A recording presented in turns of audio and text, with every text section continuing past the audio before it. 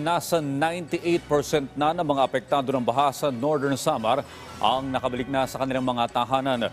Ayon kay Northern Samar Provincial Disaster Risk Reduction and Management Office Head Josh Echano, 5 hanggang 10 barangay na lamang ngayon ang lubog pa rin sa tubig baha at may 2 hanggang 3 residente ang apektado.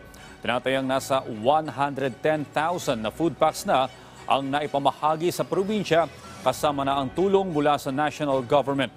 Sa ngayon, may 5 nang naitalang nasawi pero bineberipika pa kung ito ba ay dulot ng sakuna.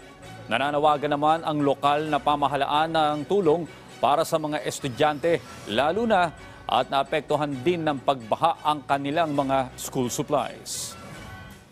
We are happy to note that the immediacy of the response of the national government, and we extend our warmest appreciation of this